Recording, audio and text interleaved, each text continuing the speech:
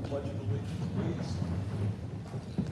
I pledge allegiance to the flag of the United States of America and to the republic for which it stands, one nation, under God, indivisible, with liberty and justice for all.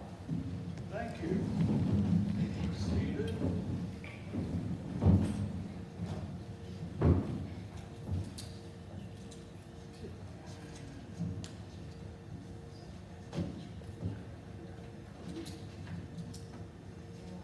Give me a quick moment here, folks.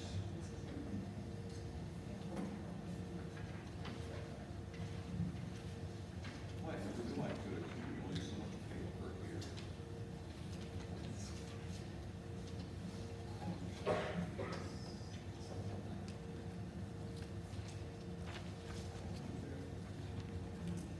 Okay. We'll begin with a special presentation from the Junior Chamber of Commerce that we had, that presented last month, wasn't it, Dr. Boyd? They were at the Junior Valley Chamber of Commerce, or the Greater Chamber Greater of Valley Commerce Chamber of Commerce. banquet. You all ran that together as a team, 9 of you across the valley. Yep. All right, so these are 2 of our 3 members, is that correct? Yes. Okay, go ahead and introduce yourself, ladies. Good evening, guys. My name is Lucy Shaw, and I was asked to come to the school board meeting and talk about my experience in the Greater Valley Chamber of Commerce. I was one of the 3 members from the Sayre Area School District, and we represented Sayre in the Junior Chamber, and our 2 other members were Megan Flynn and Alex Campbell. Our chamber was made up of 3 students from each of the 3 valley schools. We had 2 juniors on the committee and 1 senior from Waverly, and then Athens and Sayre both had 3 seniors. We started our time with GVCC in September, and we met once a month at the GVCC office. We went on tours with different businesses throughout the community. We went to UTLX, Bluestone Brewery, Civil and Environmental Consultants, and Loprinos. Our jobs throughout our time were we created the Valley Guide that was produced by GVCC. We went around town, took pictures of the town. We interviewed our principal and superintendent for the brochure thing. And then our main goal was to plan for the banquet that was held in March. We got to design the program for it, and our design won for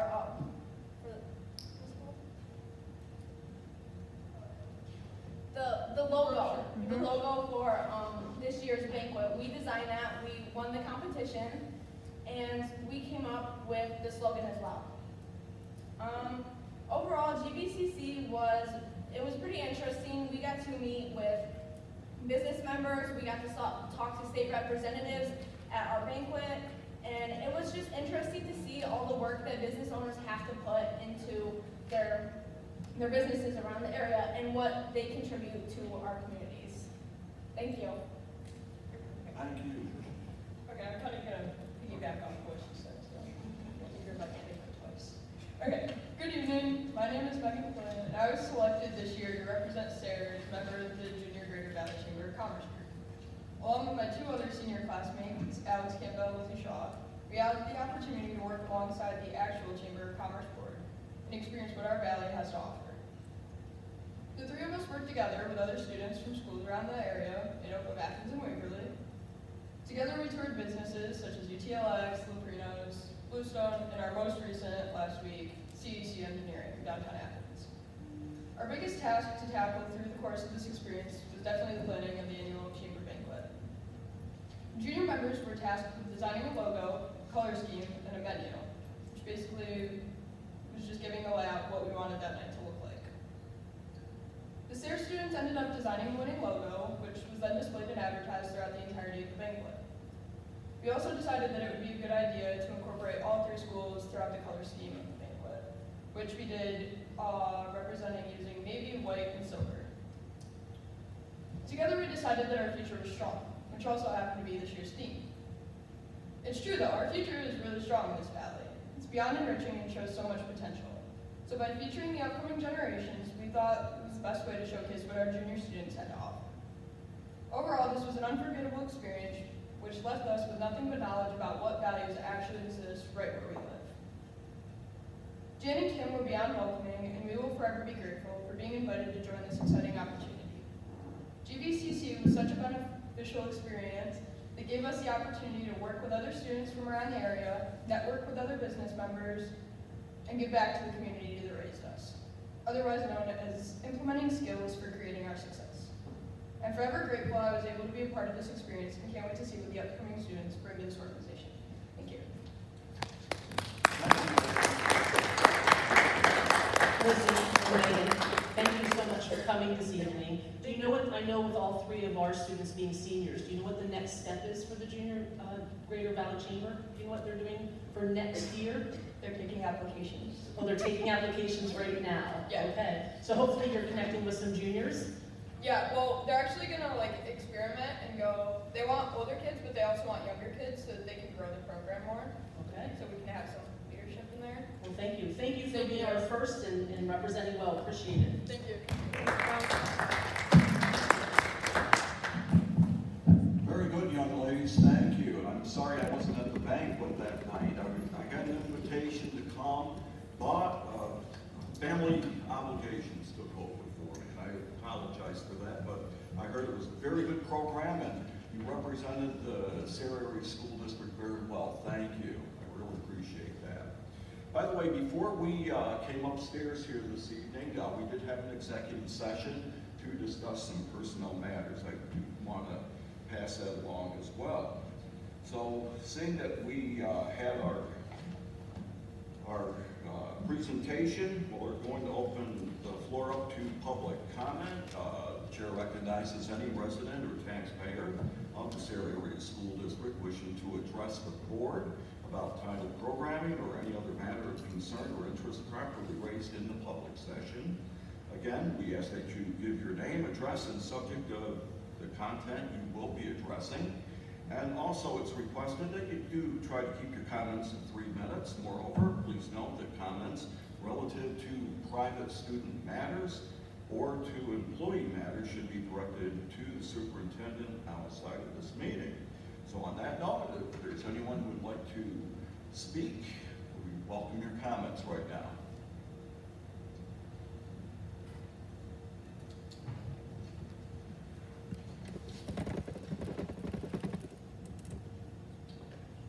Good evening. Good evening, Matt Middlebrook, 403 South Wilbur, talking about the outsourcing. 2 weeks ago, we had the open forum, and the board shared with us some numbers on anticipated savings if the outsourcing were to move forward. I'd like to kind of briefly look at some of those numbers and kind of put them in a little context. So at a minimum, over 3 years, it was said that we would save, if we did outsource the cafeteria and custodial staff, $552,000. The maximum was $913,000, and I know they went up incrementally, but for simplicity's sake, we'll just divide that by 3. So $552,000 on a low end, divide that by 3 years. So that's $184,000 a year. And that's especially as an individual household, that's significant money. But let's look at a school budget. The budget for this school year is $24 million and change. And we'll find out what the budget for next year is. So $24 million budget, $552,000 divided by 3. $184,000 divided by $24 million. Comes up with 0.7% of the budget. 0.7% of the budget. If you go to the high end, $913,000 divided by 3 years, $304,000. 1.3% of the budget. We all know there's no way the maximum is going to be hit. It just doesn't work that way. I question whether the minimum will be hit, but let's meet in the middle. So that's a savings of 1%. 1% of the budget is being saved by doing this outsourcing. I haven't seen compelling reason, or really any reason, that that would be worth it. That would be worth the cost and the non-tangible cost you're going to experience that I've spoken about in depth. So 1% of the school budget, is it worth it? I obviously think no. My last thing I'd like to talk about is just, and I hope it's discussed tonight in the discussion piece, a timeline. Last time at the open session, you said we don't have a timeline. The only timeline we really have is July 1st. If this moves forward, we're dealing with livelihoods here. And people need time to make adjustments, if that's going to happen. So I would ask in respect if we could get a more detailed timeline on when a vote is going to happen, what is going to happen to these employees, has that been discussed, those kind of things. Thank you for your time. Thank you, Mr. Middlebrook.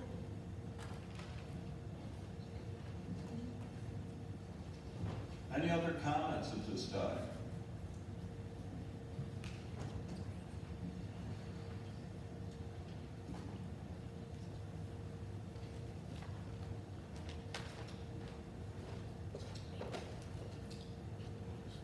Make it easier for you to follow.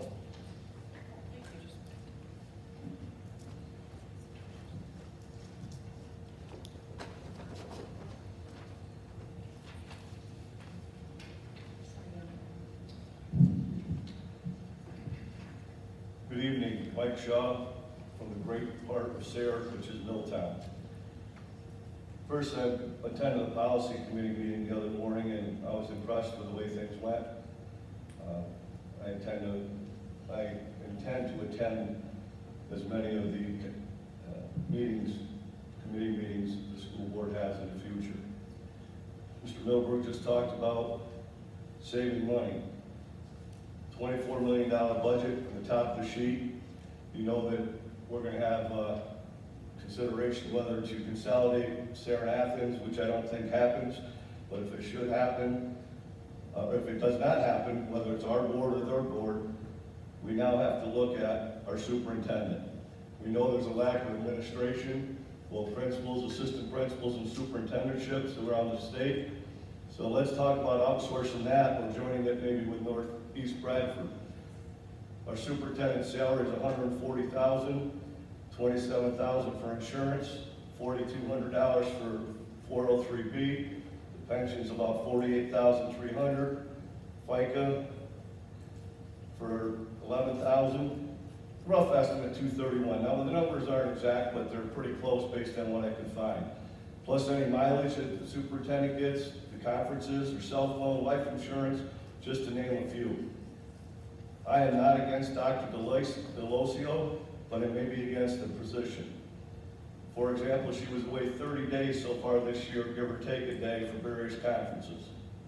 When she's away, who does she report to? How do we know what sick days, vacation days, conference days, or whatever are on the table? When she is away, who's in charge of the district? If it's the business manager, she's also the same person who evaluates the business manager's job performance. A job performance, I don't know how she can evaluate when there's no job description. We've been here since 2017, we still have no job description.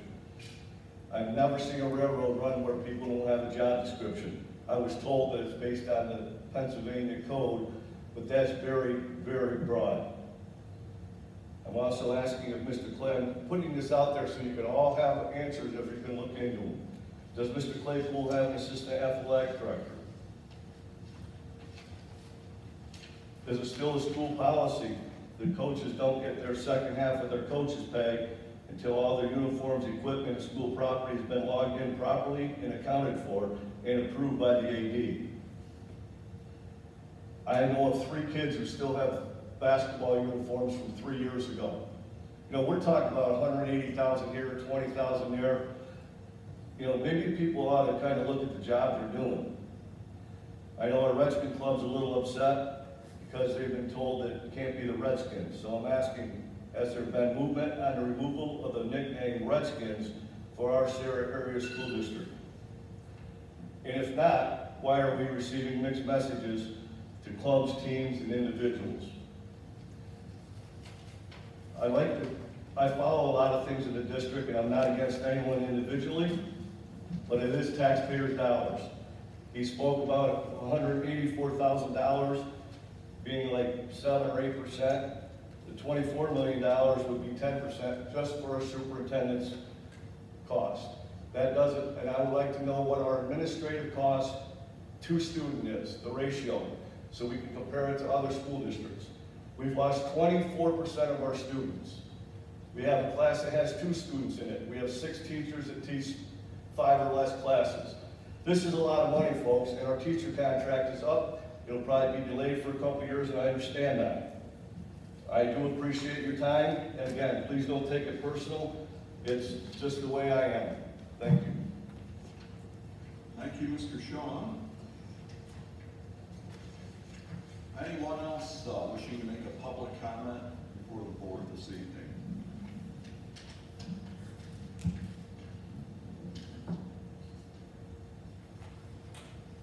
Okay. Excuse me, just one last thing. I would just ask that, I gave that information to you folks, so I know there was some conversation about the new policy coming into effect, which I think is going to be pretty good. So the secretary can handle some of the things, and that's one of the reasons I gave you the paperwork.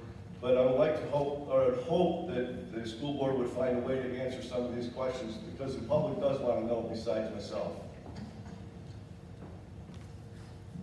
Thank you, Mr. Shaw.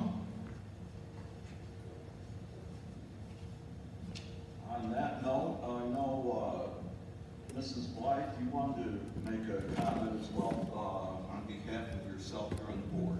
So I just want to take a moment to address the issue of trust within our school community. It's something that was talked about during the last board meeting, and it's something that I take very seriously. So trust is the foundation upon which our educational system is built, and it's the glue that binds us together as we work toward a common goal, which is providing the best possible education for our students. I understand that recent and past events may have shaken your trust in our ability to fulfill this mission, whether it's concerns about transparency, decision-making processes, or communication.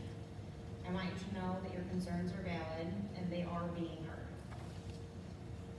Building and maintaining trust is not something that happens overnight. It does require open and honest communication, a commitment to transparency, and a willingness to listen to all voices within our community. Moving forward, I want to assure you that we are dedicated to ensuring that our decision-making processes are transparent and inclusive. We will strive to communicate with you open and honestly, keeping you informed every step of the way. And most importantly, we will listen to your feedback and take it into account as we make decisions that impact our students and our community. Please keep in mind that there are topics of discussion that cannot be open to the public based on labor relations, personnel, real estate, litigation, and other confidential information. We as a governed body discuss those matters during executive sessions, and if the information can be shared, it will be.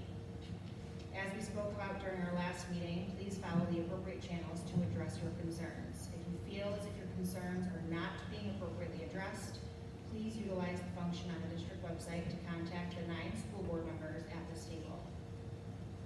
I recommend channeling your concerns to all board members versus individuals to ensure that you are heard by all and not by some.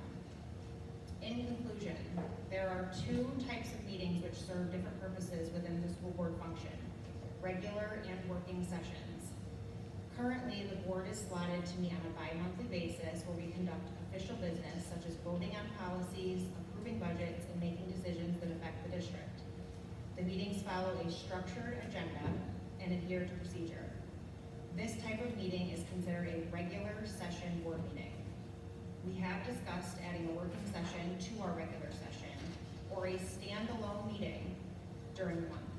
Working sessions provide board members with an opportunity to delve into specific topics and collaborate on strategic planning. Unlike regular sessions, working sessions may not involve formal voting or decision-making. These sessions give board members the opportunity to work together and for the public to hear discussion. I just wanted to make sure that that topic was covered and that everyone understood exactly where I stand, and I know the majority of us at this table stand as well. Thank you. Okay, thank you, Mrs. Blythe. Yeah, go ahead, Mr. Kirkpatrick. I actually have three items that I wanted to bring forward, that are related, that I'd say I'd like the board to take, and the administrative team to take as action. Some of these we've discussed in the past, others, we haven't, but we've really never gotten to the point where we have a consistent approach. One is, and this parallels to our discussion last week, I think we as a board, like many organizations do, I think we should, and I'd like board input, I mean, so please don't be silent on this. I'd like the board to conduct an annual cultural survey. What that includes, the questions, we have to work through that, which probably means that we won't really get started till next school year. But it needs to be annual. It's the only way for us to really determine the progress that we're making as a district. And we can look for, public input relative to the questions that we ask. It should probably include public as well as, and probably a random selection of the public, and then the entire staff, professional staff. That's item number one. Item number two is a board scorecard. And this is something that can evolve, but I think it's something that the administrative team could start with something relatively soon. And when I look at a board scorecard, I would say it includes what would be monthly elements, quarterly elements, and annual elements. Those things that don't change often, would be annual. Those things that change on a reasonably frequent basis would be quarterly, and then there are things that are monthly. And it could include things like the number of individuals that have attended conferences, in a given month. Where are we financially to budget?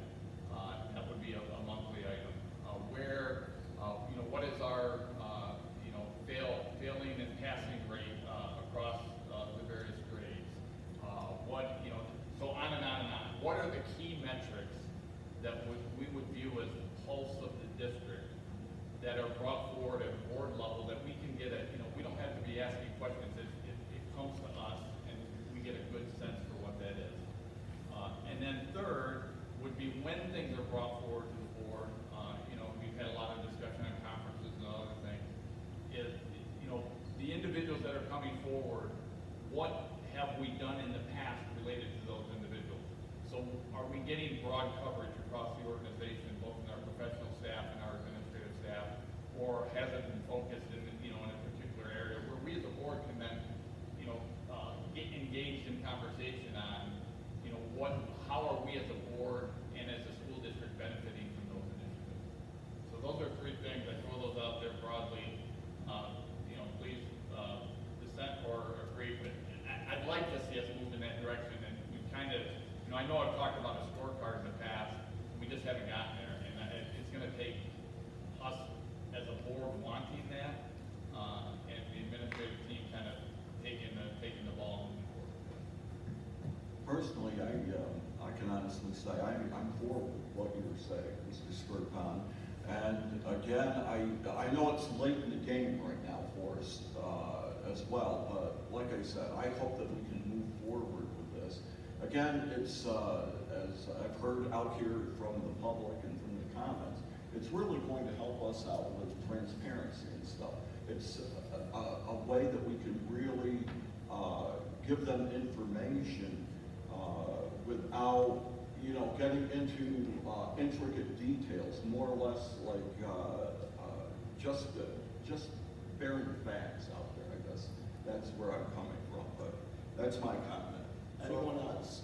Yeah, to add to that, I'd like to see, tonight we're voting on a $98,000 math program, K through 8.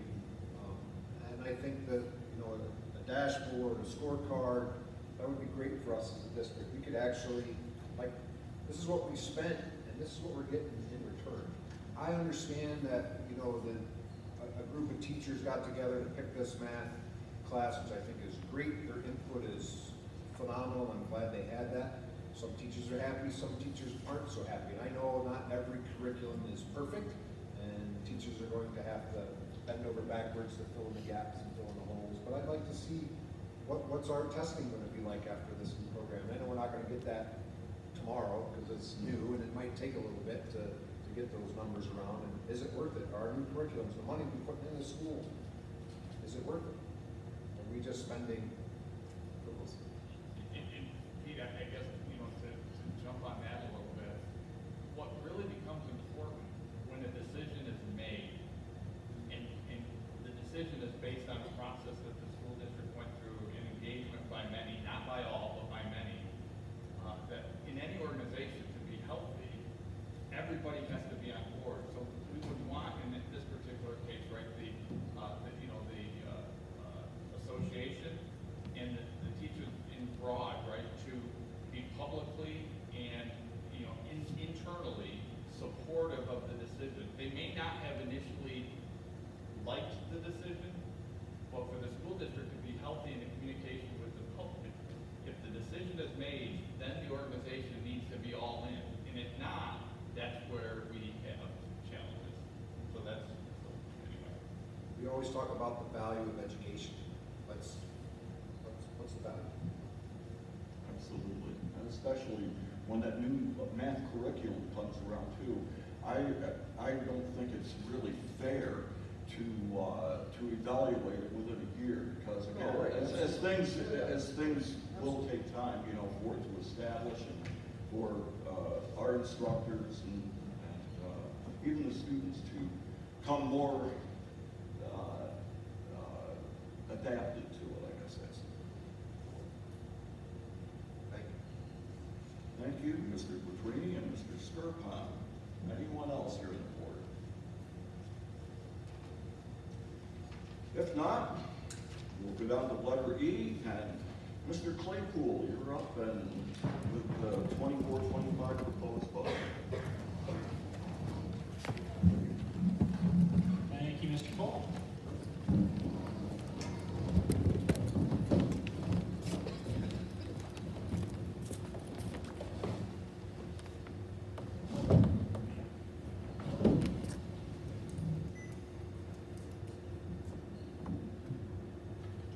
Just have to wait for the, Broken. yeah. I shouldn't do it out loud. There we go.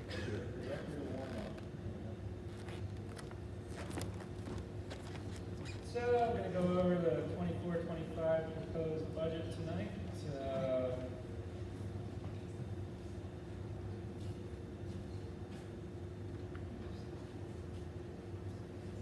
I'm not sure why it's not doing this.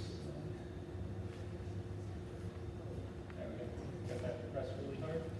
So just a basic timeline, like we do every year. The timeline for the budget is May 6th tonight for the adoption of the proposed final budget. There will be a 30-day review period. We'll be posting that information on the district website, and there will be copies in the business office and at the Sarah Public Library that will get there either tomorrow or Wednesday. And then June 17th, adoption of final budget. Just a quick note, the date was originally the 24th. I have the opportunity to be out of town for a couple of days on a vacation, on a fishing trip, and so I asked if we could move it up a week, and thankfully the board said yes, so I could go fishing. This year for the budget, revenue and expense actually dropped a little bit because of ESSERS. We'll talk about that in a minute. But 22.5 revenue, 22.5 expense, and roughly 5,000 to the fund balance is what we're projecting for the budget for next year.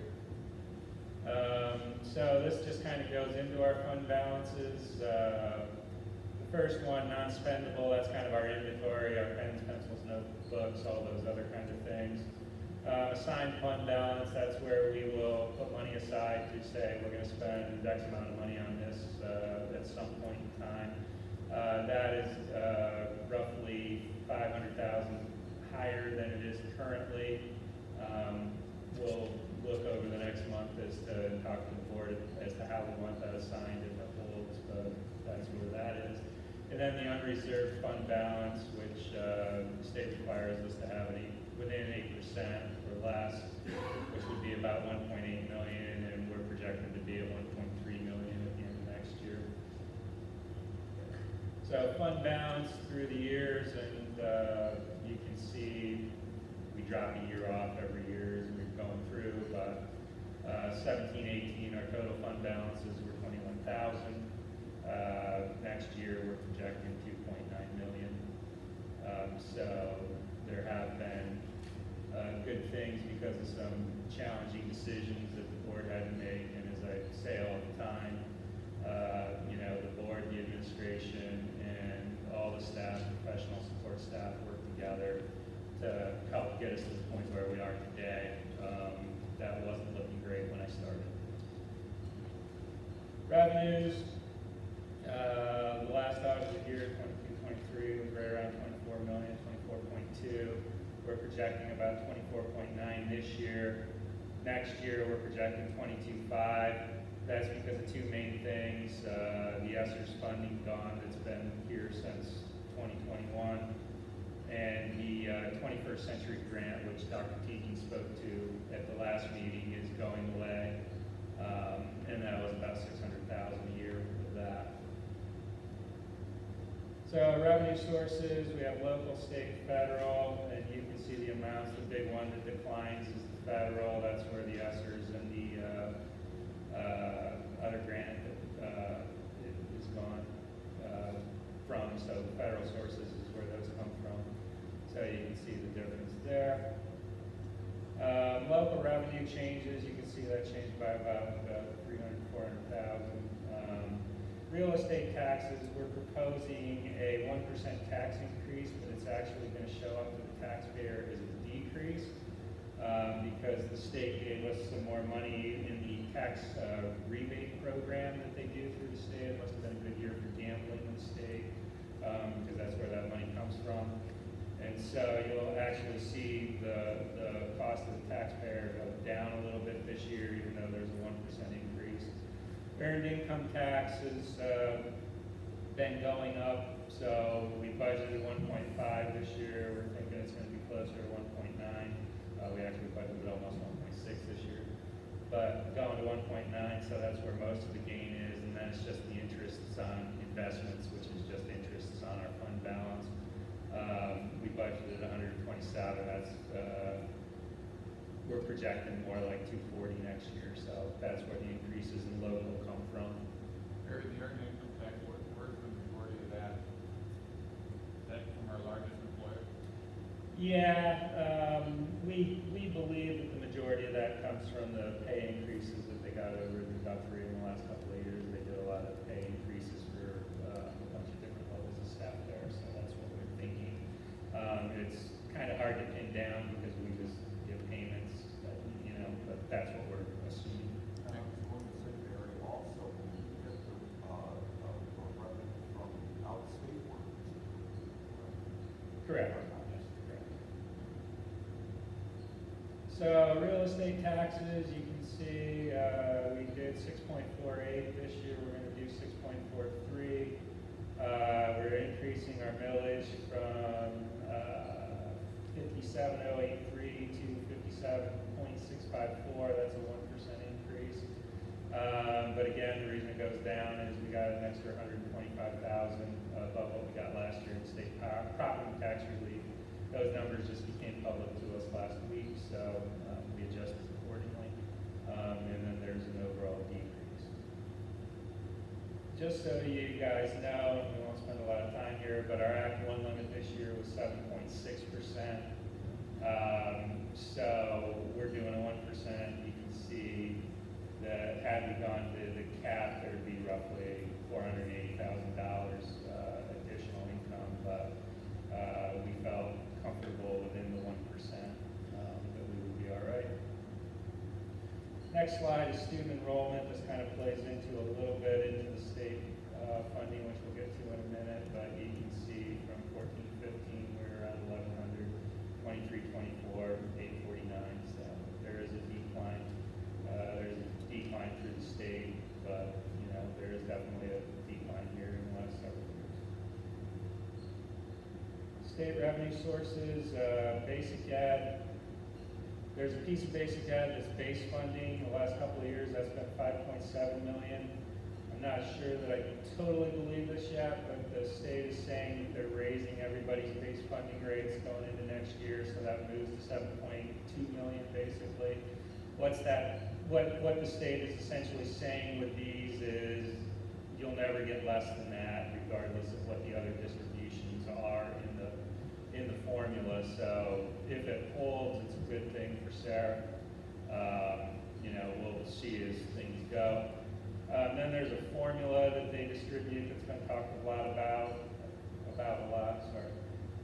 And you see where that goes down because the base funding went up, but you know, the formula distribution the last couple of years, we got about 1.4 million out of that, we're getting 157 roughly going into next year. But again, that kind of washes out with the base piece of that funding.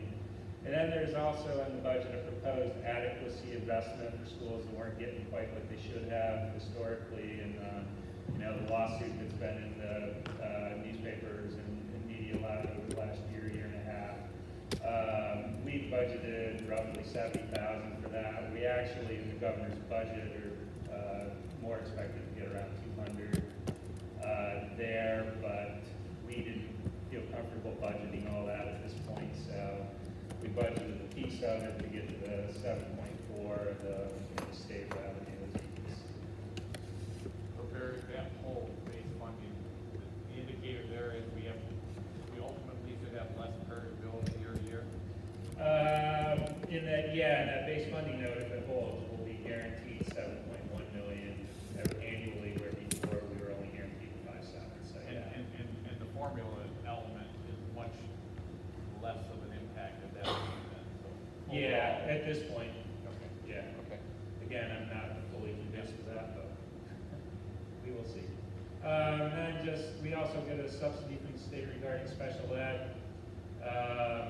Their base funding, nothing's really been moved there, so you can see, talking about volatility, there is a bit more in the formula distribution. Now, our distribution's going up because the percentage of kids in the district that are in the special education program is rising.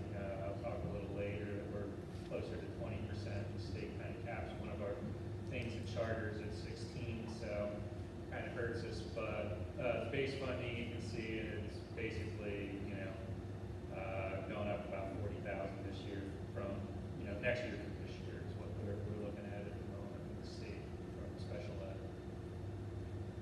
On the expense side of things, a couple of pieces that we'll talk about. The 1100s regular ed goes down a little bit. We'll get into that in just a second. You can see a big bump in special education. We'll also get into that. And then the other instructional, that's where most of that 21st century grant was put into. There's also a little bit in there from Redskin Academy that hasn't been used as extensively this year as we initially planned when we did the budget last year, so that's why that one goes way down. And then this just kind of goes over, so in the 1100s, what are some of those changes? Our SOLA costs, our in-house online learning academy, we budgeted for 195 last year. Next year, we're thinking more like 160. It's coming in lower this year. Cyber charter, you'll see where it goes up on the special ed side in another slide, but on the regular ed side, it goes down to 75,000. Last year, we had some money for room renovations. That money's less this year. The big piece, math interventionist, which was a ESSER's funded program, will end at the end of this year. So that's where that is. And then we added, this is just a move, but we moved 80,000 from instructional staff expenses, the 2200 line into the 1100 line. So that's a zero sum, but you'll see where it got added here. So it's a gain to this line and a loss later on. That's the curriculum purchases kind of that we've been talking about. So that's the 1100s. 1200s special ed, we can see all these going up. So there's a jump in health insurance across the board, but in special ed, that's going up. Our blast services are going up quite a bit, proposed next year. Serve is another service provider we use that's gone up quite a bit. And that's this year as well. We're going well over budget on the serve line. They charge a good bit for the work that they do for the kids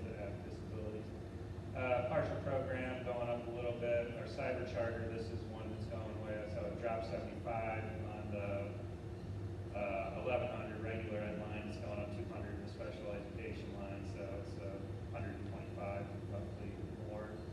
And then we're getting a Scranton School for Deaf, where we've had somebody going, that's going to be totally gone in the next budget year, so that's a $30,000 savings. Barry, can you elaborate a little bit more on the cyber charter? So that's special ed students electing cyber? Yeah, And are there more focused programs offered in that regard? well, that's a wonderful point for discussion. We think not, but I guess there could be. I don't understand how a cyber charter, which is what all our kids basically go to, nobody attends a brick and mortar that I'm aware of, how you can foster those kind of therapies that they get and that are in their IEPs through an online program. But they're saying they do, and I'll have some slides later on to show what the actual cost per student is. It's pretty exorbitant to get there. So the question is, how do we There's a turn, how do we educate those families? Yeah, is there a plan to bring them back? Yeah.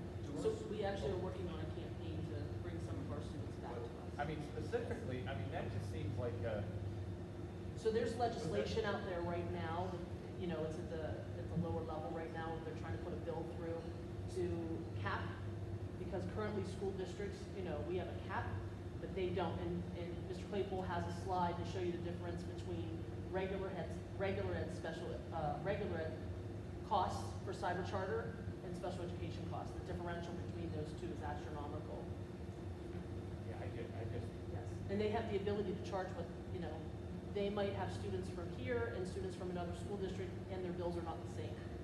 it's just, that's a really hard area to understand how that can be an effective educational approach for that student population.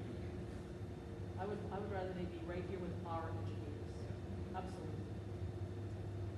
Yeah, and I can't speak to all kids with disabilities, obviously, but I have a kid with a disability, and I can tell you, in his case, that would not work at all. So, but anyway, that's what the numbers are. Moving on, the 2,000 level of services, you can see most everything here is fairly static, in terms of what you would think, year to year, in terms of, the services. This is the, kind of guidance, instructional, admin, health, and you can see it all. And then in terms of things that are variances, there's a little bit less in professional development for next year. I talked about the curriculum already, that's the 8,000 that we're moving into the 1100s. And then there's some, furniture that we bought last year that were, you know, for the refurb of the library at the elementary school. Barry, going back, Can I, Go back. instructional staff decrease. Yeah, that's mostly the 2,200, that's that 80,000 in the curriculum. It's all three of these, so this is the 2,200 instructional changes. So this is the stuff that was in the budget last year that's leading to that decrease for this year. but that's not a decrease in curriculum purchases. Next year, we have a cycle that, you know, teachers look to build on, so that's being moved to regular ed. Right, well, no, it's just being moved from instructional to the regular education. Yeah, so the money's still there, still will be there, it's just that this one, that's why I went there. Thank you. Yep. And the 3,000, student activities, so, you know, that's all your extracurriculars and those kinds of things, and then your community services and rec. So that's where they are, slight increases in both of those. 4,000, we don't have anything, we didn't have anything last year, so I wanted to cut a slide. So that's why we go from 3,000 to 5,000. So debt service is basically, this is just a new thing, this was, in the business before. The debt service is basically our leases and those kinds of things, it's an auditing change that we have to, you know, they want us to move it to this line, so that's where that is. Interfund transfers, so that's our bond payments, and then, and anything we transfer typically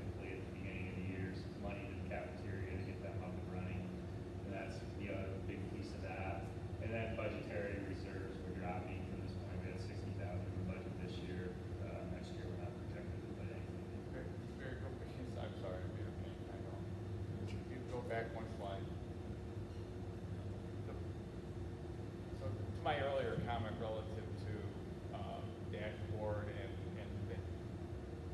what's helpful, because I sometimes have trouble connecting dots, right?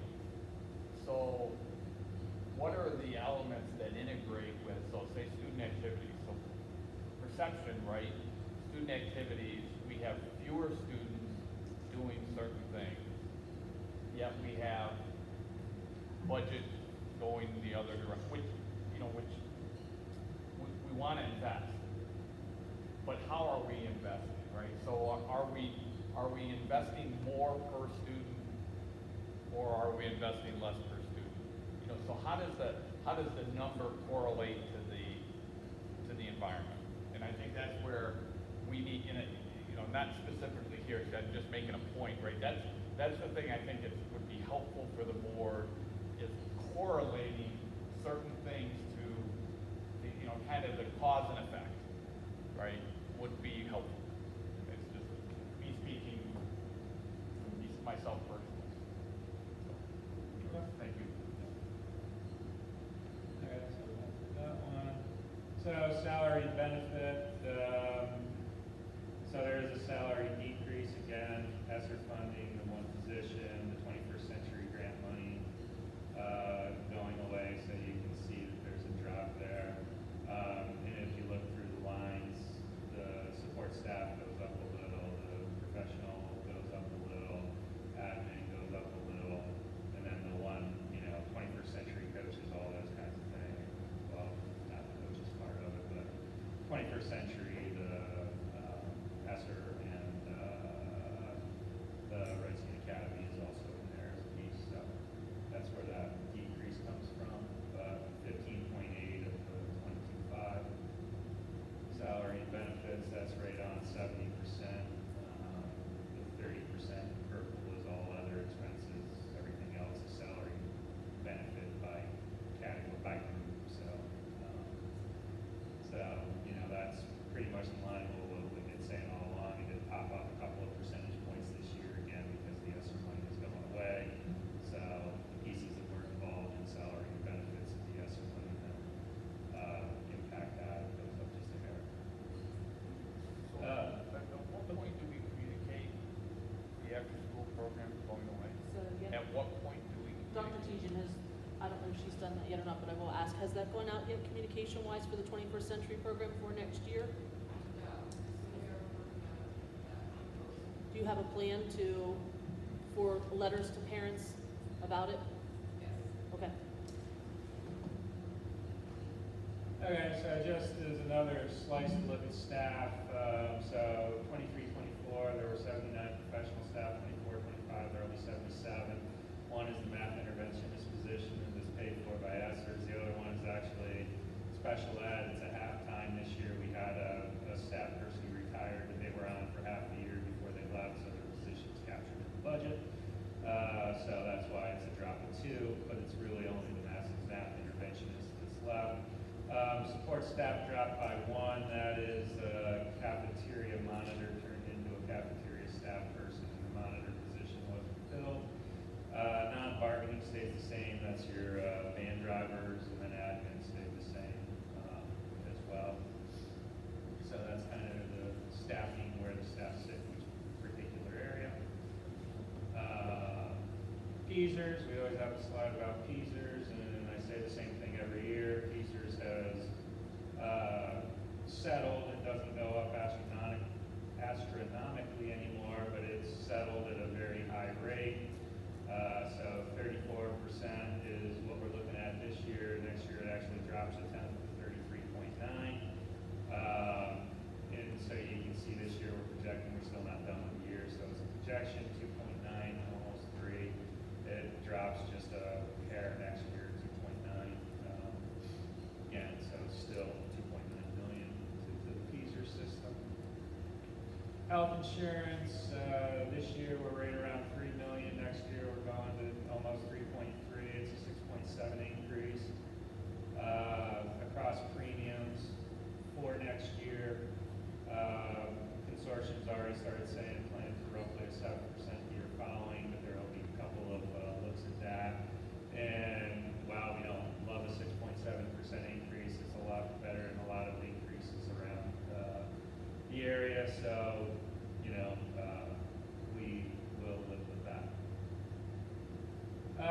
Charter costs, so this is, I'm gonna give to you two ways. This is our charter costs. You can see basically COVID, charter costs go up, and they've been going up a little bit every year. So we're thinking it's gonna be about $885,000 next year for charter costs for the district. And this is the cost per student. So we're projecting it'll be around $15,500 for a regular ed student, but it's gonna be close to $40 for a student that's in special ed. So, as to what we were talking about before, that's a whole heck of a lot of money for services that we're not absolutely convinced or. So the last slide there includes both The 885, yeah. Yeah, that includes both the special ed and the students that are. Yep, Yeah. correct. Now, Barry, add to this our cost per student for the remaining, those that aren't in charge. Oh, they add that piece? Yeah, do you have any thoughts on what that is about? I mean, I'm not absolutely sure, but I'm gonna say it's somewhere in the 12 to 13 range. So both are more expensive, but I would wanna double check that out. I think that would be a good add. No, that's a good, yeah, good thought. So part of the reason the special ed goes up and the regular ed is we can't include any federal costs in this, but they back that out with the rest of the cost, which is minimal in our case. But all the other expenses go, and then for the special ed especially, we run about 20% of kids in our district have an IEP. The state does a average of 16%, and they're figuring that out, so we're above the average, so that kicks up our rate a little bit more than it would for a school that has 14% or something like that. So to Dr. Deluzio's point, every district has a different rate throughout the state. And if the state went to, I think it was 8,000 for regular ed, you know, you can see that would save us half of the regular ed cost right there. So anyway, you know, I know Dr. Deluzio, Mr. Hendrick, and Mr. Howie have put some stuff together and are working through that to see if we can get, you know, what are the things that, why do those kids go? What can we do to, you know, have them come back? Is there anything, or is it just preference and, you know, ease of when you get on, when you get off, and all that kind of stuff? So, that's big. That legislation that I spoke of earlier, the legislator is trying to put that through at an $8,500 cap Oh, 85. for the regular ed. Okay. Yes. So anyway, the summary, we're showing a balance of around 5,000, revenues 22.5, expenses 22.5. There's a 0.571 mil tax increase, which equates to 1%. And then just another reminder, our ESSER grant funding is done, has to be expended by 9/30, so that has gone, we have a plan. Any questions?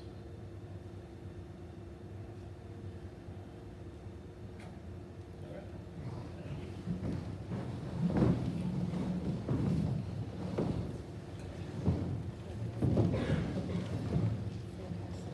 I think going back to Mr.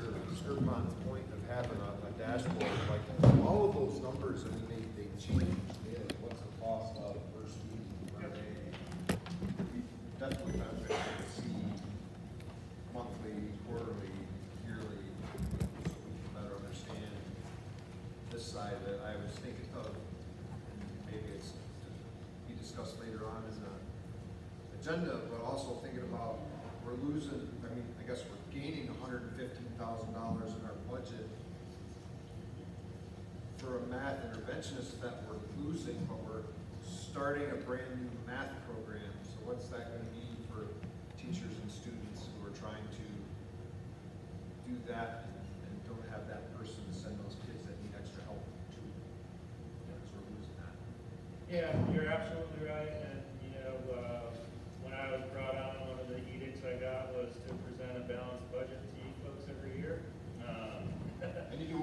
job with that. And part of that is, you know, what do we do and how do we do it? And so, yeah, but we can figure out how to put that stuff together. And if you guys have input around that and say, do A and take out B, we can certainly look at that, see what we can do. Yeah, and I know it's being worked, right, but we're gonna impact approximately 100 students with the after-school program? That's what. I think we have right? 80-some in the enrollment currently. It's maxed out at 100, but I believe there are 80-some students that are Yeah. currently enrolled in that program. That's correct. Couldn't remember if it was 81 or 83, so I said 80-some. Yes, that's correct. Alrighty, and speaking on behalf of the charter schools and stuff too, one of the things that, well, for probably about 5 years ago, all we used to hear on television was that those schools were free. And one of the things I always pushed out, and even when I was down with the Pennsylvania School Board Association, was fight them back and let them know that they are coming out of the taxpayers' dollar bill. So basically, they have children that were going into cyber charters.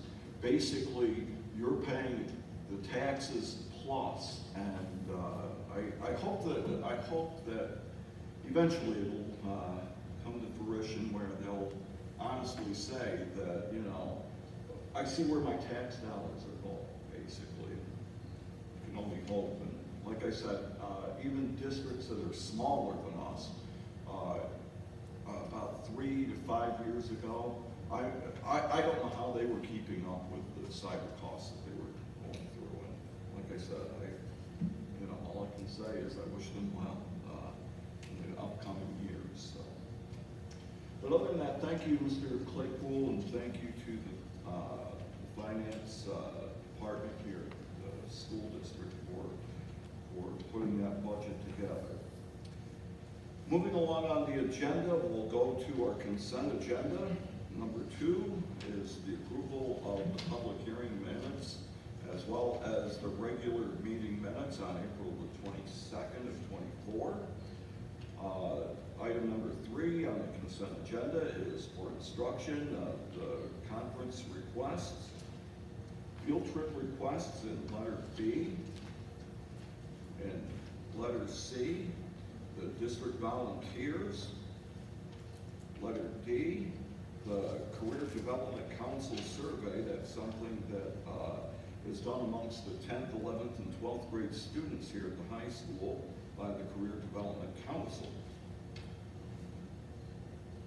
Going into E, the new math curriculum, and that's for the new K through 8 math curriculum from McGraw-Hill Publishers. I'll read this out. To reveal math, the cost of the program, again, as we've been mentioning up here on the stage, $98,528.58 for a 6-year contract. The math curriculum will be funded through the ESSER's money. Number 4, athletics. The athletic personnel to be approved. Number 5, for finance, we'll be making a motion to pay the bills, and also a letter of agreement for the Northern Tier Counseling Services for their partial hospitalization program for 24-25, and also an MOU in letter C to the revised MOU between the school district and the Borough of Sayre for the school resource officer as presented. Number 6, under personnel, we have a motion to approve the district personnel requests as presented, as well as in letter B, recommending that Mrs. Sherry Hunt and Mrs. Colleen Wayman for tenure as they have completed all the requirements set by the state of Pennsylvania. Let's see here. I think that's it for the consent agenda. We have a motion and a second for the consent agenda. Motion. We have a motion Second? and a second. Any questions or comments? Ron, one item just interesting, one Career Development Council, all good stuff. How are we in that group of all of the New York State schools? Yeah, so Sarah Sassman is our career counselor and has been so for, oh gosh, several years here. And she wants to survey the students. She puts together, she works with them, does counseling one-on-one and sets up career job shadowing opportunities for them. Mrs. Ely, do you have anything, I know she wants to do a survey to see if they're on target for next year's groups of students. Are they bringing things forward that the students are interested in? Yeah, she plays a big part in our chapter 339, making sure that kids are on target for senior year and making sure we have all the components for chapter 339. She does our career day here at the high school. She coordinates that every year and plans it out for us. She does one-on-one counseling. She sets kids up for job shadows and career panel experiences out in the community. So yeah, But this, the other school, the other school districts that are part of that survey are all New York State schools? Yes, Correct. many of them are, yes. Yes. There isn't any other, there is one I other. don't think there's any other one in Pennsylvania. I agree. Thank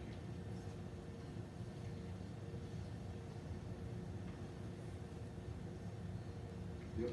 We had a meeting with the borough lately on the SRO, because I know our current SRO is counting down days. I know that he is counting down days, so I can reach out to Mr. Jarrett and probably, I need to put one together. We worked back and forth to do the edit to the MOU, and oh my gosh, we probably met several times to go over that and negotiate those pieces that are on that MOU for you all this evening. And then we need to put our annual meeting together for them as well. I know that when we typically do the June meeting, where we go over all the safety and that act things, that the chief will come and he'll be here for that as well, so, yes, I will coordinate that for you. Succession planning. What's that? Succession planning. So he does, and I believe that there are 2 officers, one that will be assigned, but 2 that will be trained in the event someone is off that day, so he has that. He's been working on that for, I bet, more than a year at this point, to know who is coming. That training will happen. They'll have all the requirements that they need, as well as in and out of our building next year with Officer Burlingame. Thank you. Certainly. Another, So, go ahead. I was just going to share, you know, you had done the personnel component. It's not often that we get a rescission of a retirement, and Mr. Greeno came to meet with me last week on Tuesday, and we had a lovely conversation. I couldn't have been more excited to have said, yes, please put in to rescind your retirement and stay for several more years if you would like to. So I think that when that gets approved, there'll be a lot of happy students and such, so that, you know, he decided he wasn't ready Great. after he thought he was ready. I couldn't be happier. Sorry, go ahead, sir.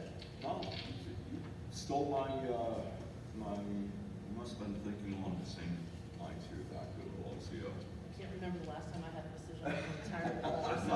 No, it's been a I'll take while. it. It's been a while. Other than that, any other comments or questions on the consent agenda?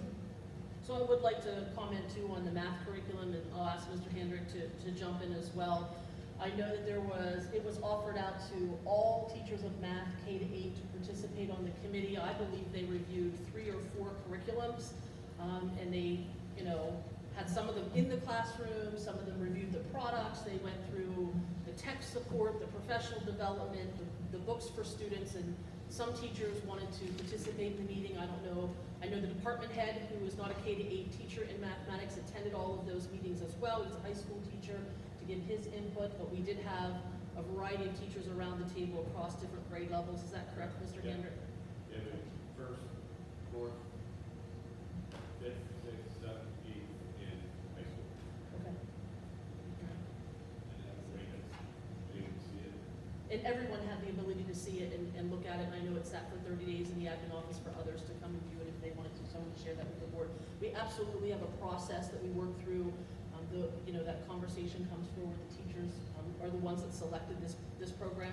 Reveal, is that correct? Yeah, and as far as, I mean, we say that, you know, everybody has their own opinion about wanting something separate, or wanting theirs, but we also, as a committee, agreed that we need consistency, and I can't do something in 4th grade and then have something different in 5th and then different in 6th, so, that was something that we all agreed on needed to happen, because if you didn't get your personal first choice, as a committee, we wanted consistency across K-8. And I think the other thing that I would be remiss if I didn't say was, no matter what curricular resource you select, there's probably not one resource that will fill all of the components of Pennsylvania state standards. And, you know, that's what teachers do. They look through the standards and they, you know, we select that curriculum and then we do some added components on if we need to do that. And if we have to invest in a few more resources to make sure that we hit all of the state standards that are required, then we will do that and make sure that we have the resources needed for our educators. Okay, just wanted to share. I might as well throw this in here too, to have Mr. Guarino come back as well. I'm glad to have him back as one of our instructors again, because again, the way the languages are concerned, it's a very difficult position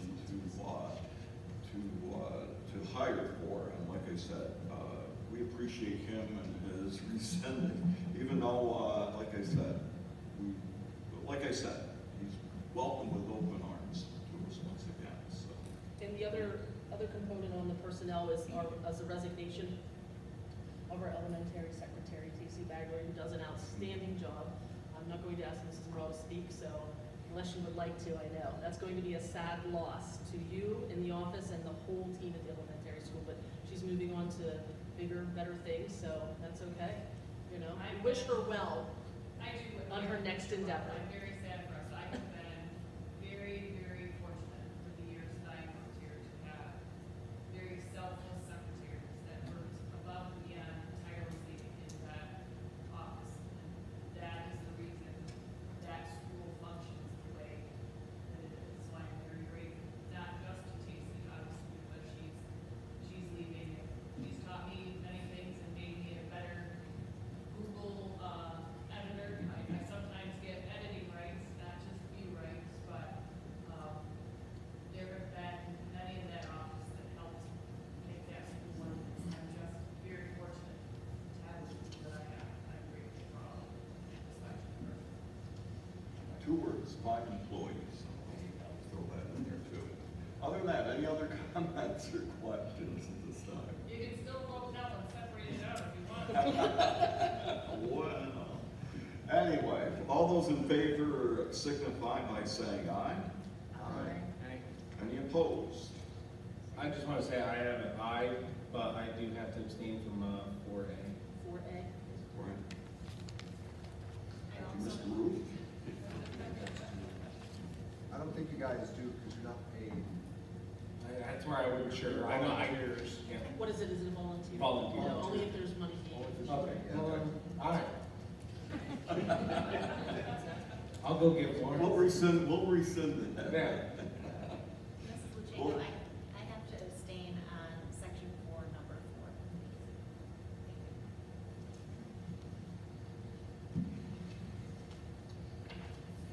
4. Okay, thank you.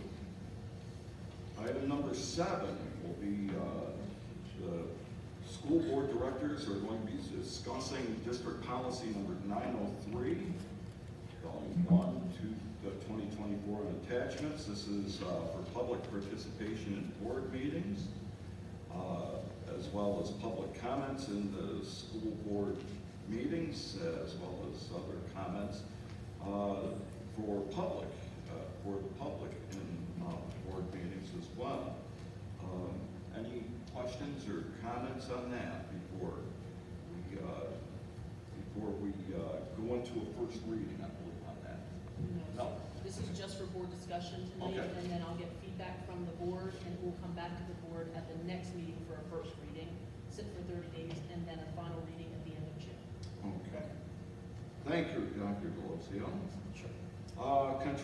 Contracted services, again, any discussion on the board for the discussion of contracted services at this time? Can we go back and do one at a Okay. time, sir? One at a time? I would just appreciate it. Yeah, yeah, okay. Yeah, I want to take thorough notes and make sure I have everything down the way you would like it to be done. Okay. So to all the board members, you have in front of you the current active board policy 903, as well as a partially proposed change.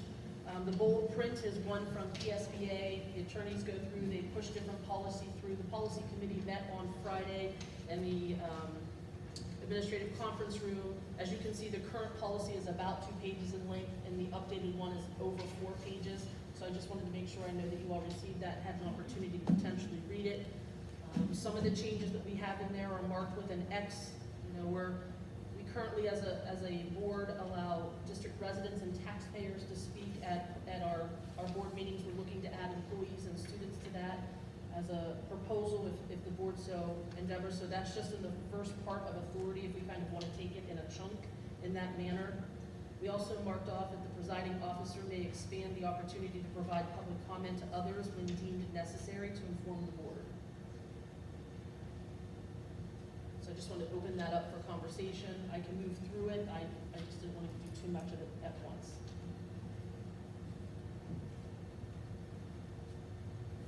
Yeah, I think this is one that we should leave open for you to receive comments between now and the next meeting as well. Sure. Just to provide some time.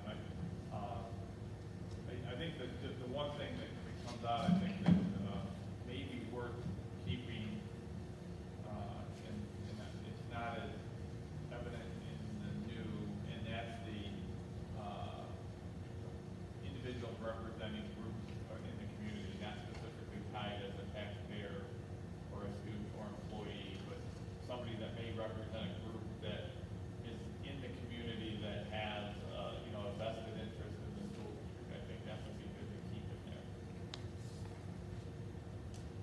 That would be like, the business association. Yeah, it could be numerous things, I guess. Yeah. It's just broad, I think that, the point being, as long as we have respectful comment, I think as broad as we can, allow comment to this board that's impactful to the community, I think is good.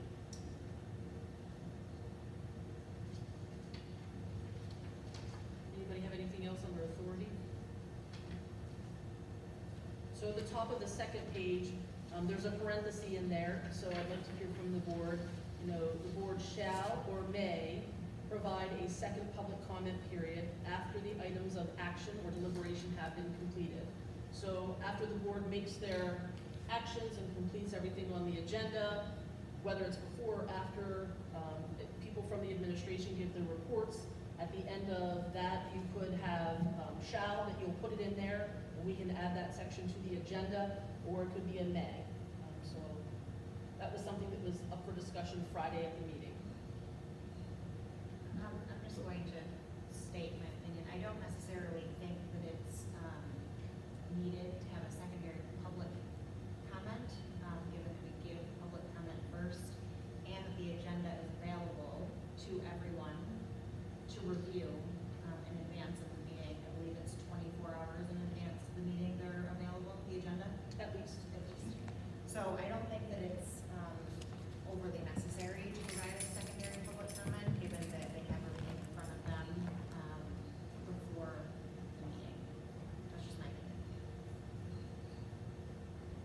I agree. I support that. I think maybe keep having may in there gives the board flexibility to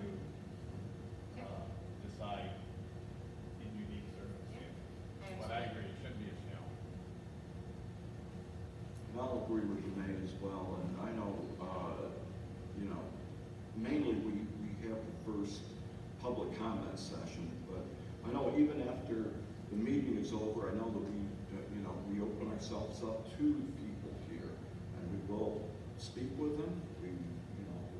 I've never seen anybody run away from anyone, but, we're always here to hear their concerns as well as their questions, even after the meetings as well. Anyone else?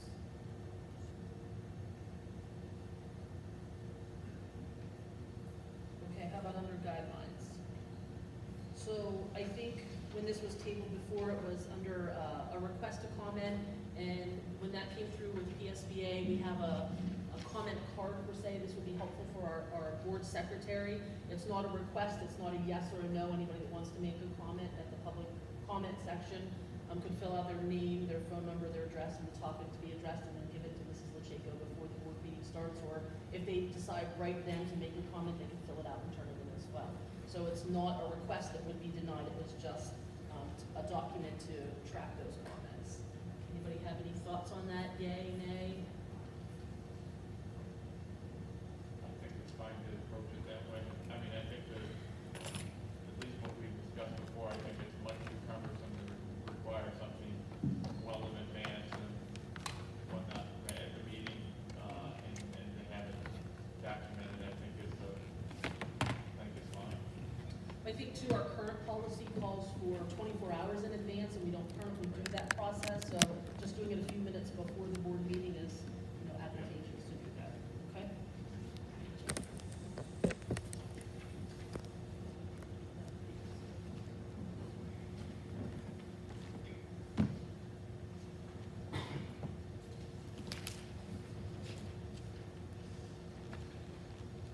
So the next section is about the public comment itself. I don't know that we currently have an amount of time other than the 3 minutes, but we thought that up to an hour at the beginning would be plenty of time For the entire session. for the public comment section. For the public, yes.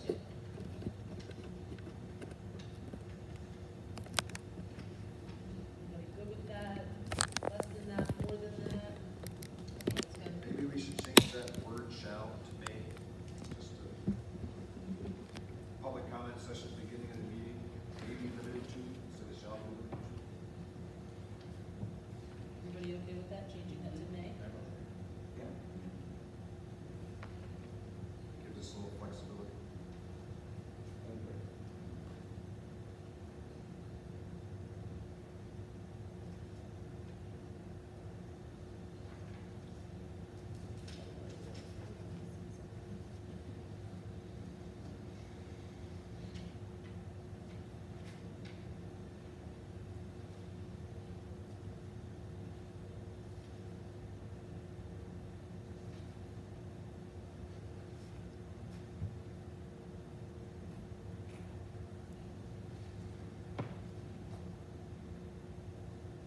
Anything else on page 3? Talks about the presiding officer, the district solicitor, if they're here.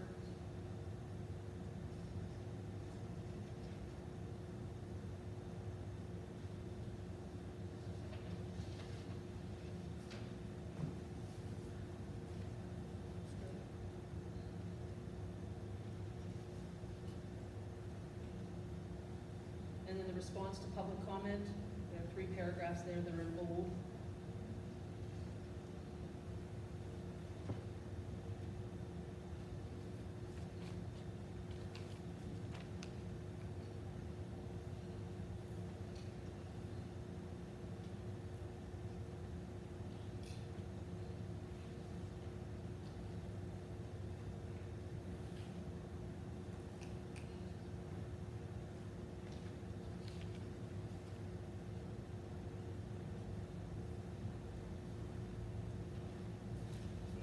Then it goes on to reporting.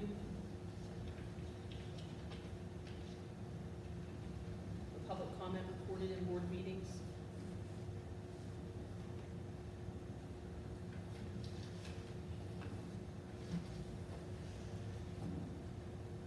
So the next section that talks about the board committees, we found that the wording of that was a little bit confusing, and we wanted to write, if you notice, right on, so on page 4, maybe about 4 inches from the bottom where it says board committee.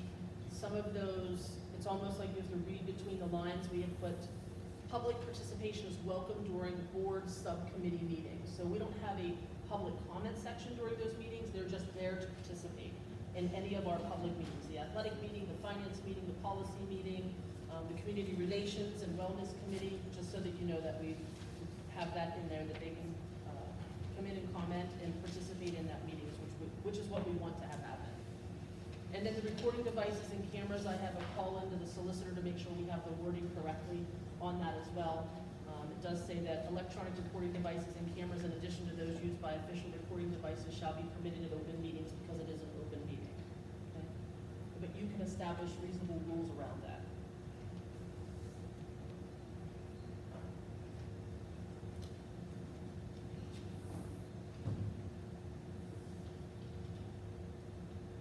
Anybody have any other comment or, okay, I'll go back and update this information and bring it forward for a first reading at the meeting on the 20th. Okay. Thank you, Dr. Delosio. Moving on down to the contracted services, letter B. Any discussion on the contracted services at this time?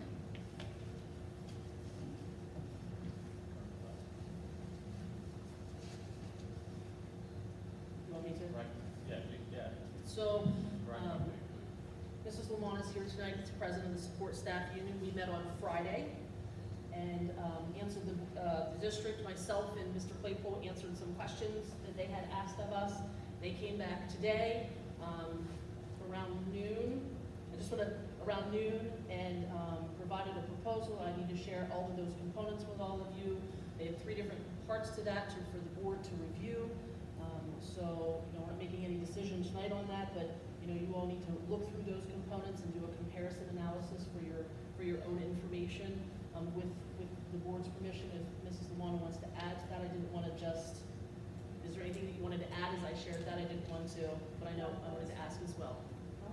Okay.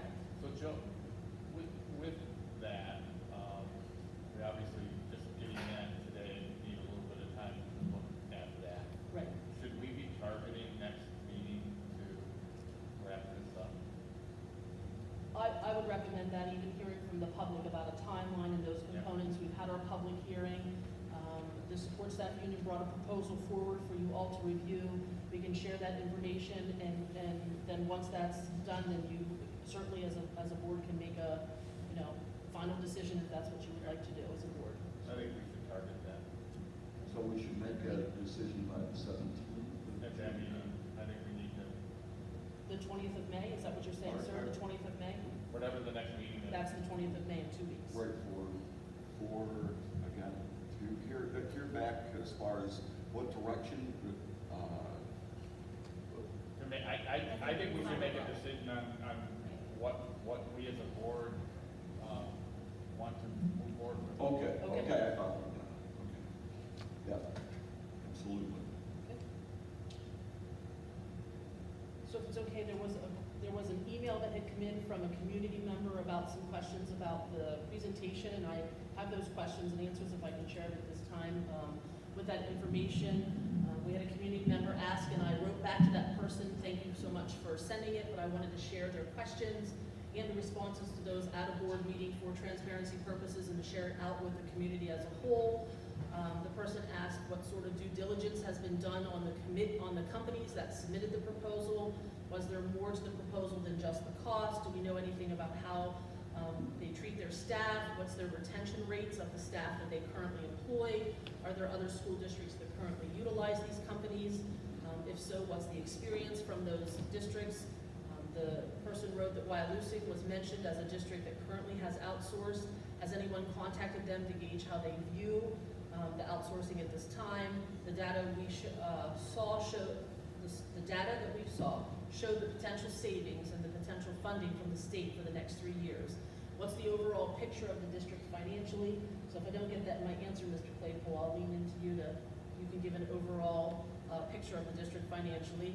It was stated that we're in a much better position financially than we were in 2017. Does this need to be done? If the district keeps the services in-house, what's the impact? We all want to save money, but at what cost? So the companies that responded to the RFP did respond to all information that was in there. We required them to talk about training in the program, recruitment, retention, their cleaning processes and protocols, their safety measures, clearance requirements, and their references as well. All companies that submitted the proposals are cleaning in other schools at this time. ATS is the one company that is in Wyalusing and also has 22 other school districts, and those school districts were listed in that proposal that they sent our way. It is hard to answer the question about the service until you have that in place. It's the same as when we transferred for technology years ago, what services that they would provide, and making sure that they meet the contract that they put forward to us. It's also challenging to determine that without them actually completing the work in-house, and I wanted to note that, right? So we have the proposal, we have the reference letters, we have the reference received. Schools, companies seem happy with the quality. We have reached out to a couple of the schools that are doing that. The respondents did provide. The presentation was not intended in any way to just lean toward outsourcing. We wanted to provide the factual information and the real numbers to answer possible incorrect information that could be discussed in our community at this time. The financial data was factual and pulled from our data related to cost of current employees and compared to information provided by the RFPs. There is a cost savings based on the current employee cost and RFP responses if outsourcing was to occur. The overall position of the district is that we are in fairly good shape at the moment financially and in far better shape than we were in 2017. We do have a fund balance, not negatives, and our general budget has ended up positive over the last 7 years. Next year, we can cover custodial and cafeteria and still have balanced a positive budget, assuming that there's no major issues related to buildings and grounds that occur. However, we as a district need to regularly monitor our expenses, and if there are opportunities to reduce costs, the district needs to at least, so we don't end up in the same situation in 2017, investigate those options. We do not know at this time how state funding will eventually change as part of the verdict that the current funding formula is unfair and it will impact SARE. And so that's the unknown. You know, we did a proposed budget tonight, but the governor has not finalized their budget for us to have those bottom line. So, you know, Barry and I have had a lot of conversations, and as the business manager and superintendent, it's our job to keep the board informed of the district's financial situation and to suggest areas of savings when we recognize them. So in this case, the support staff union voted to put it in their contract for the option to outsource starting on July 1st of 2024. If the district did not at least investigate the option, then we would not be doing our due diligence and bringing that forward to you as a board to make a decision. We want you to have all that information upfront financially, the reference letters, the information that they provided within the contract services, and the district's financial data projection for our future as well. So I just wanted to make sure that I shared some of that information and put that out. Barry, do you want to do anything additional about the overall picture of the district financially? No, I think we covered it, and I think we covered it in the presentation tonight. As I said at the public hearing a few weeks ago, we do have, as if the custodial and cafeteria staff are here next year in the budget. So it's there if we need it. But like you discussed, it's something that we kind of have to do in terms of due diligence to investigate and, you know, let the board know that, because what we don't want to end up in is a situation where, you know, we're doing okay now, but then 2 years from now we're not, or 3 years from now we're not. So it's just investigating possibilities and going from there.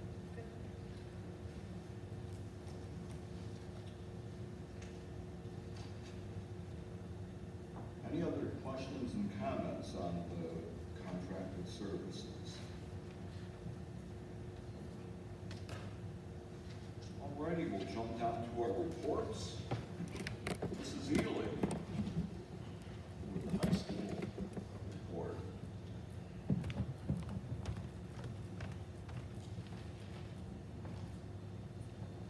Good evening, everyone.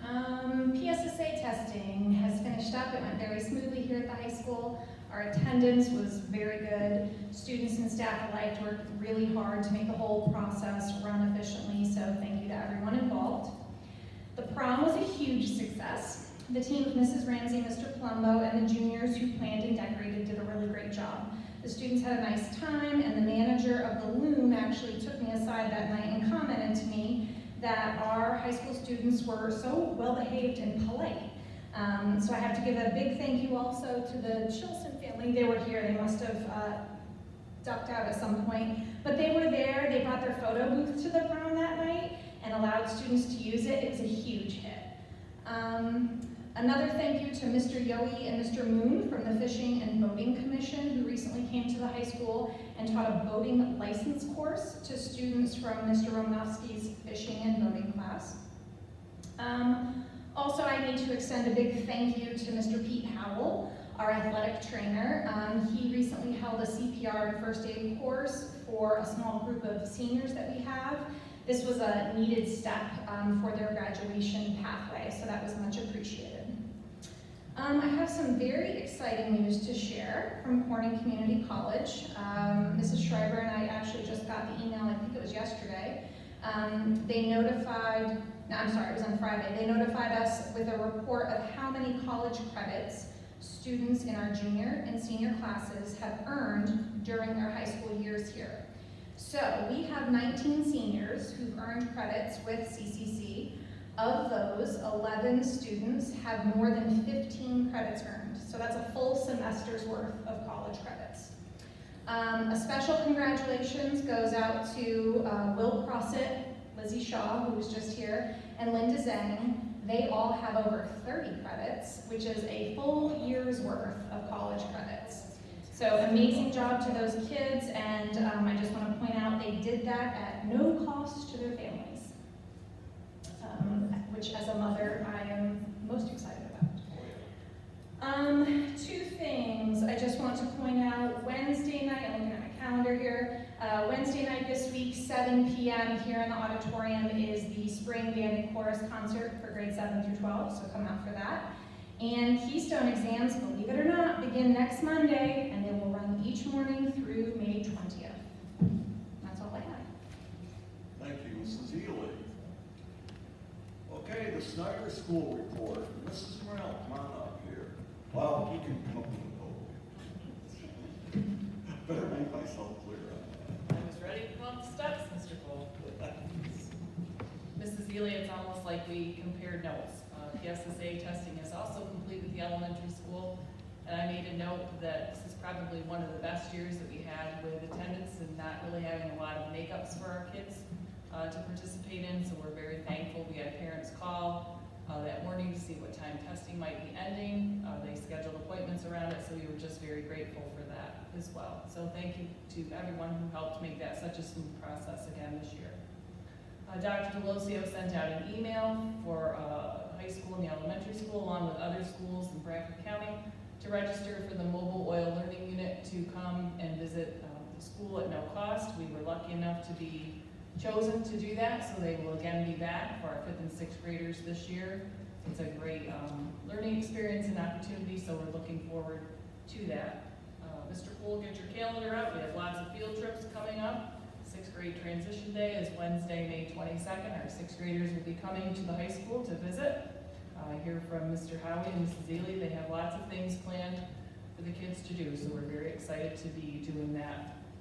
The book fair is in full swing at the elementary school, along with our spring fling this Thursday, so inviting every one of you to make sure you come and attend. We're looking forward to a great turnout again this year.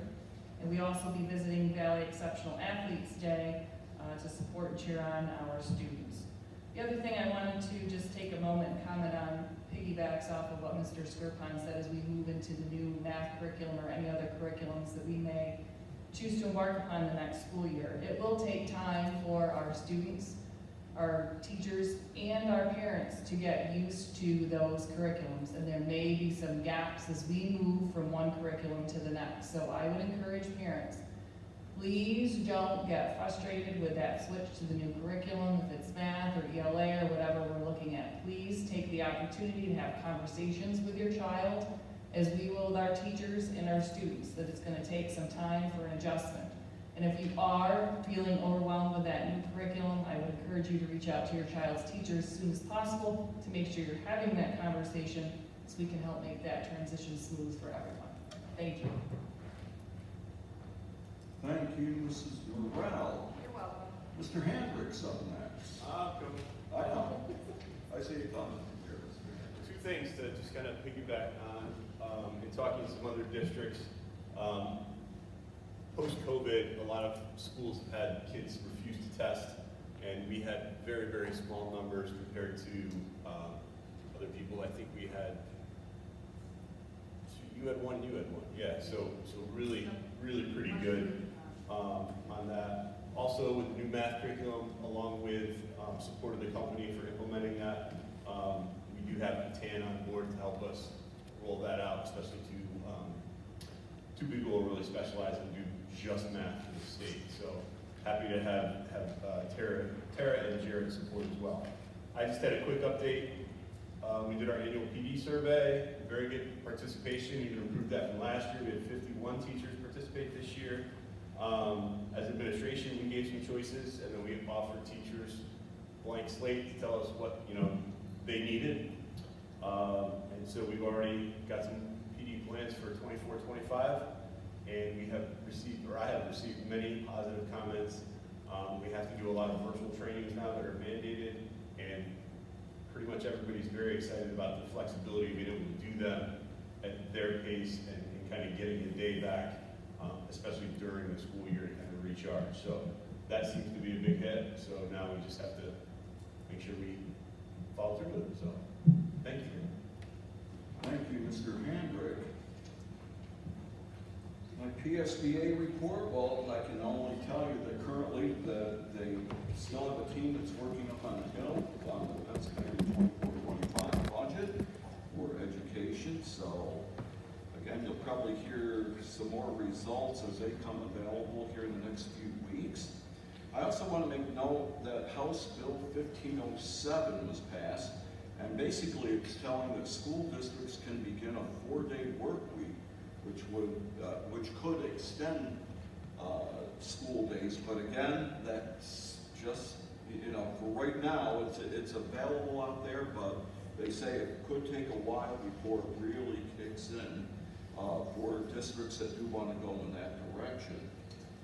Safety and Security Initiative Open House is May 13th down at the PSBA facilities down in Mechanicsburg. And also coming up on August the 13th, the School Safety Summit. That's in the works, and there will be details to come. Committee reports is next. Anyone wishing to offer up a committee report at this time? No committee reports. Okay. So I'll continue on, and on my report, I continue to ask folks, keep checking your webpage, I should say our school district webpage, as well as our Facebook sites. Lots of information out there on what our students are doing, as well as our teaching staff and others that are involved in our district on things that are going on. A lot of good things out there. I want to give a shout out for Teachers Appreciation Week that's going on through till Friday. I want to just say thank you to all of our teachers for the great job that they continue to put out for our students here at Sayre. So thank you so much on behalf of the board. I also want to give a shout out to the Girl Scouts and their leaders for the landscaping and planting that they did around the Snyder School sign just recently.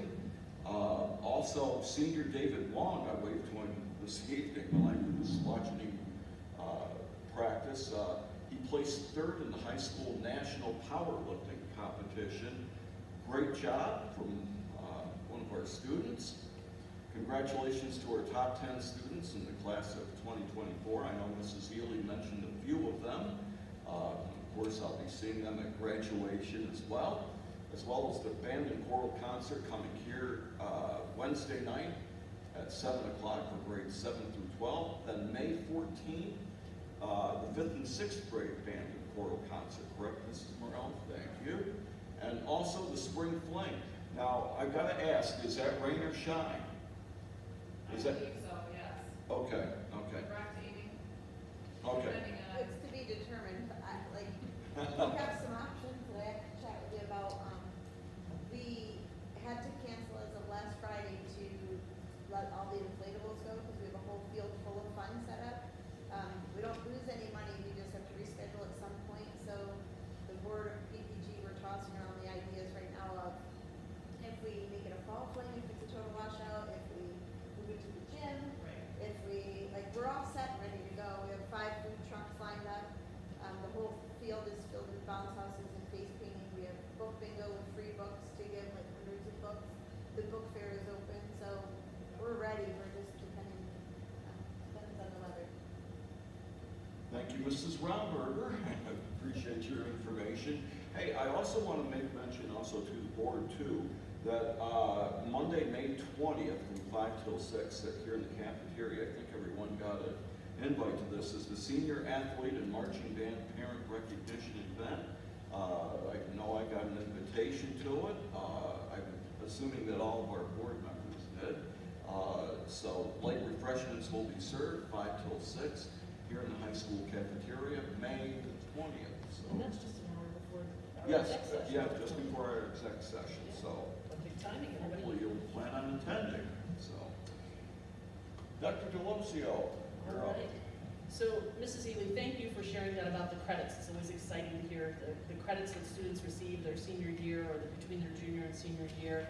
I was thinking too, when you said that, I know the CTC, the kiddos that go to the CTC can earn credits through Penn College, and maybe we could reach out and find out how many credits have been earned for Sayer students through the CTC.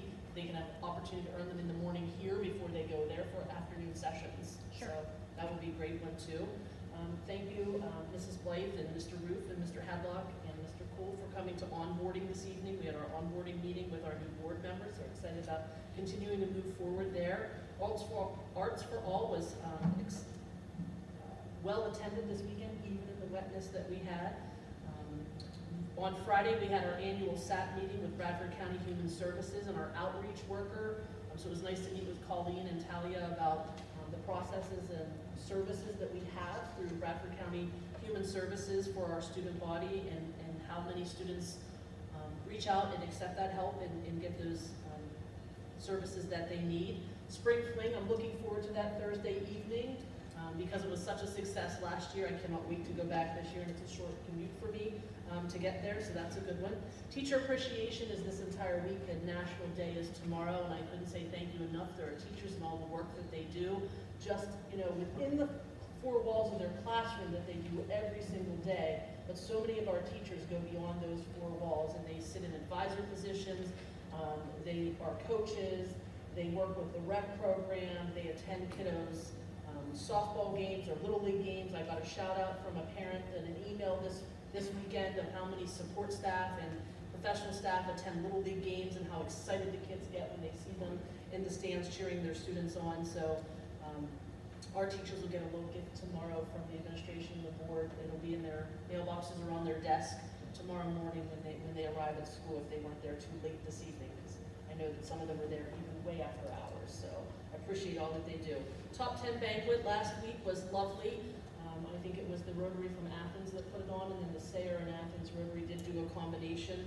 They are coming together for the future. The banquet was lovely, and those top 10 students from all three schools, it was amazing to hear their bios and all of the things that they've participated on over their high school years, but in addition, what their endeavors are for their future. It's just amazing, the schools that they're going to and their plans for the future.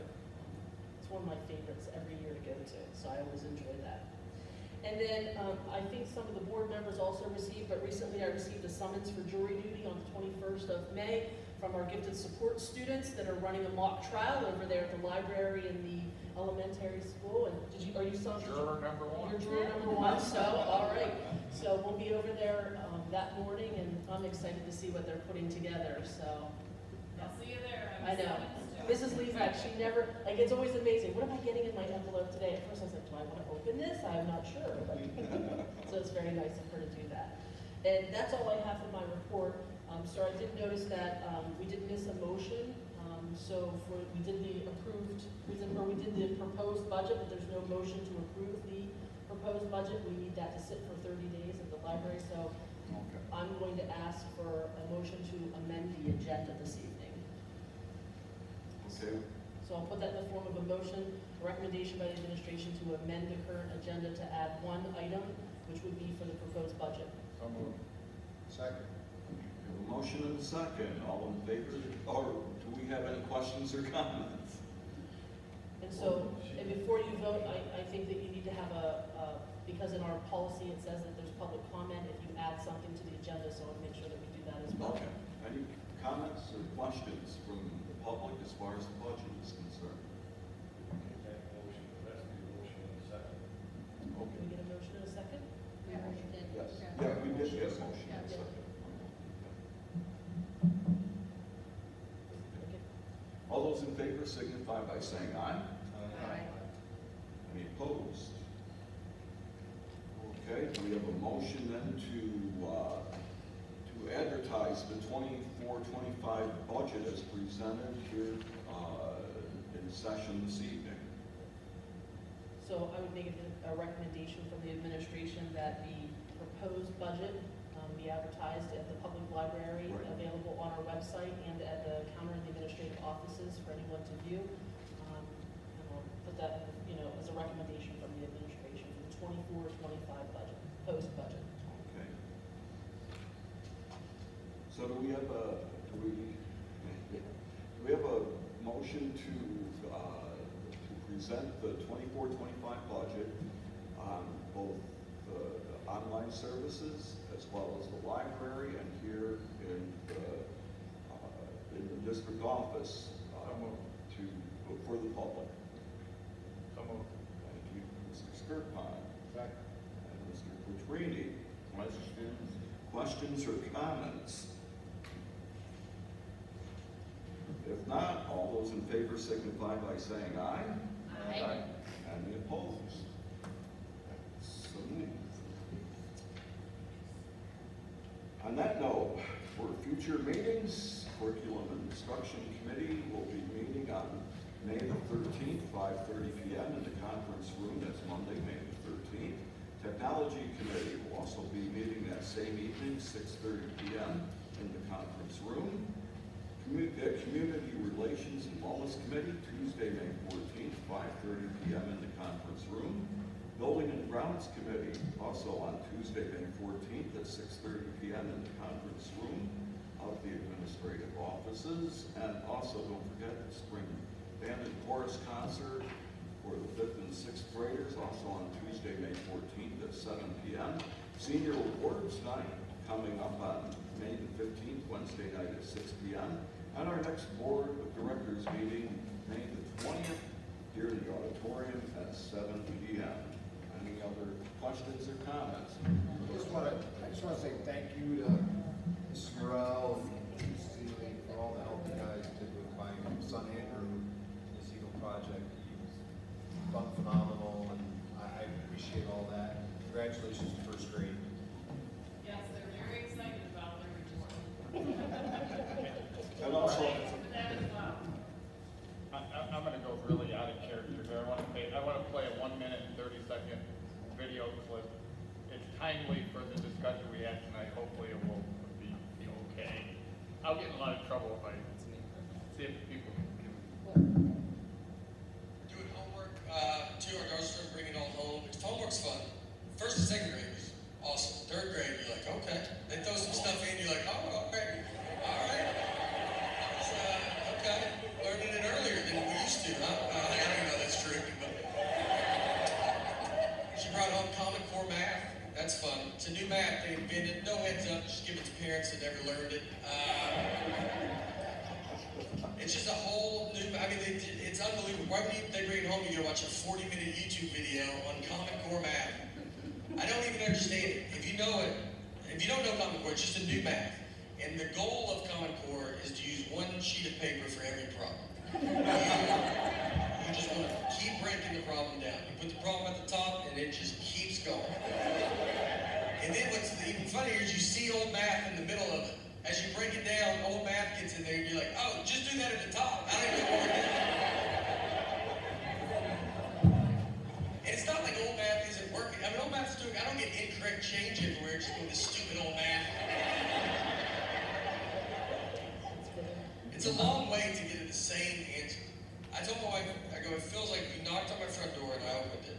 And you said, can I come in? And I was like, do you mind walking in and coming in through the back door? And you're like, does the front door not work? I'm like, no, it works. I use it. A lot of people still use it. But the new way is to go jump the fence and come in the back and meet me at this same spot. It's the conversation. and I just wanted to make mention too, before I forget, May 23rd, 1 o'clock in the afternoon, I know our kiddos will be going to the awards graduation down at the Career Center down in Toowoomba, actually at Toowoomba High School. So, At the Toowoomba High School. yes, and everyone's invited to that. Other than that, do we have a motion to adjourn unless we got Excuse me, anything before you else? have a motion to adjourn, sir, can I still speak? Is there anything against it? Thank you. Mrs. Blythe, thank you for your comment. I listened very intently to what you said, and I truly believe that's the way you feel, and I think that there's a lot of building, a lot of bridges can be built if we follow your comments, so thank you for that, very sincerely. There was no comment about our long-term debt with our budget. Does anybody have a clue what our long-term debt is? The budget will be on display when? Tomorrow in the district So office. much starting tomorrow? And Thank you. tomorrow morning, I'll have it on the website as well, sir. I understand the reason for consent votes. I wish there was some way you could put that information on the website at least, because there's plenty of people out there who have no clue what you're voting on, or the people you're voting on, or the budgets. You voted on some personnel stuff. People don't even know who they are. Mr. Shaw, all of that is on the website. If you look at the board agenda, you can read the whole board agenda and all of the Yeah, attachments. and for the, I'm saying just some of the specific stuff, because the people, or at least have the paperwork here, there's a lot of older people, as I discussed at your policy committee meeting the other day.